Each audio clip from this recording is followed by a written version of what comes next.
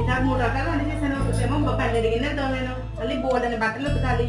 ఈసారైనా సరే ఆమెని గట్టిగా అడిగాను వాషింగ్ మిషన్ కొనమని. రోజు ఏదో ఒకటి చెప్తూనే ఉంటుంది. ఈసారి గట్టిగా అడిగేస్తానా?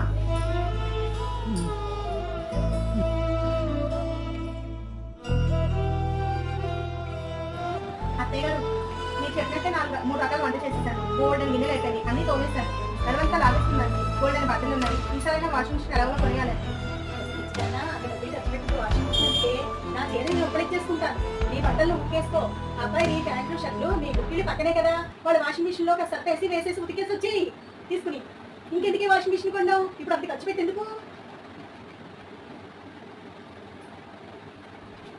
చెప్పేమందుకు నేను మా పుట్టింట్లో వేస్తానా బట్టలు? నేనేం చేయాలో చెప్పు. ఈసారి కూడా